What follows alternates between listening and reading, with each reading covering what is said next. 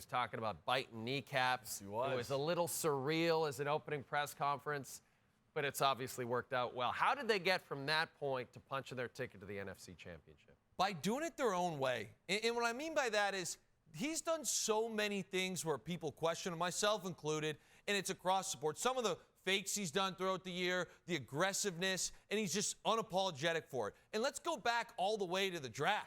You know, the whole offseason was we're not going to pay running backs. No one's going to pay, talking about free agency now. That's right. And what do the Lions go do? They do their own thing. They don't care. They draft a rookie on the 12th pick.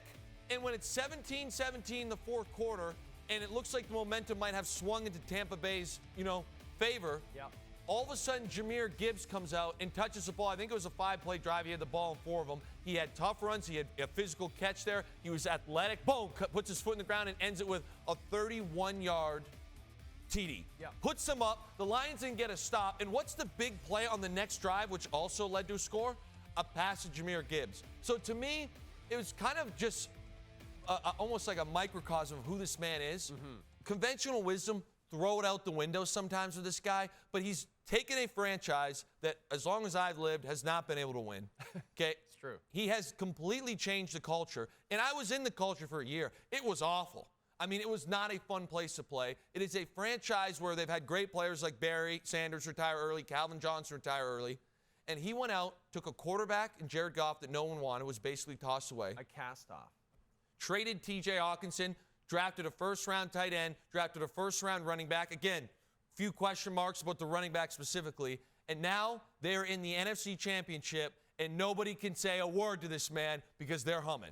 And you're a guy who grew up in the Windsor, Ontario area in LaSalle. And, for those of you who are from other parts of the country, I mean, Windsor puts their focus on Detroit. Yes. It's not a Toronto thing. Windsor is always focused on Detroit. Probably most of the people there are Red Wings fans and Lions fans. And can you tell us what this means for the Windsor area alone? The entire city is buzzing right now. Yeah. And I kind of resonated with what Dan Campbell said there when he was like, listen, you don't think of what he said L.A.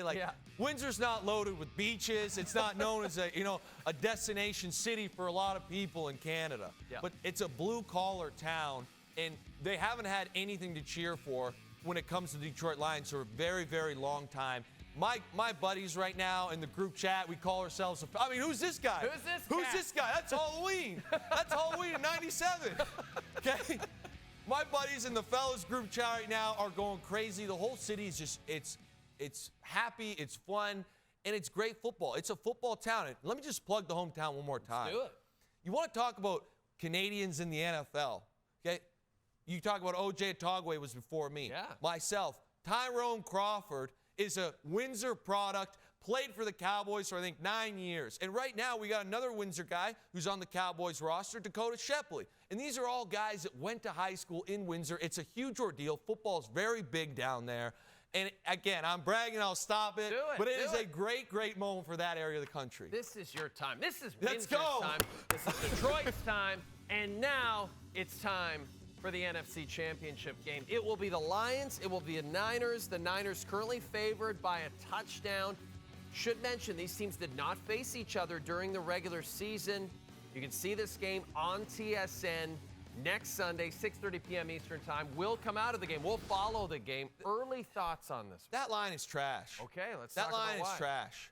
This is going to be a great football game. Yeah. And again, as everyone knows, I love poking fun at the Lions, but let's look at this matchup. The Lions, although today it looked not as great, they have a great run defense. The issue with their defense is not the run game. It is their secondary in the passing game. That's right, and that's what you said last week. And it will be all hands on deck here because the biggest matchup for me is going to be Aaron Glenn and putting his guys in a position to succeed. You look at this play right here. This is a scheme thing. Again, they fake a little screen, kind of a tell they got, in preparation.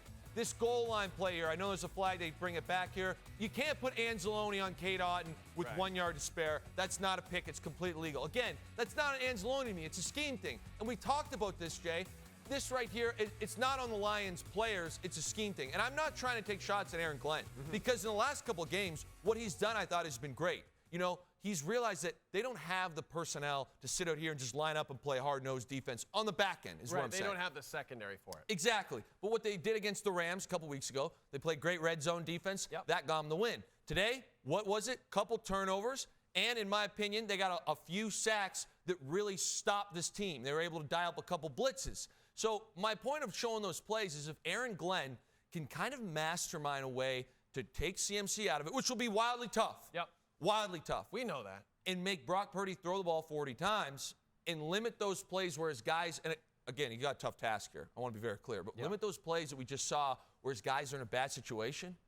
This offense, in my opinion, is the most balanced offense I've seen in a long time, and I think they'll score points against a great Niners defense. Early lean, of course, it's the Niners, but to say it's going to be a blowout, I'd be very surprised. Listen, if you think it's going to be a blowout, I don't think you watched the Niners against Green Bay yesterday because that Green Bay Packers team gave them a real rough ride right until the end. Right until the end. Kickers. Kickers Don't again. get me started on the kickers again. Kickers again.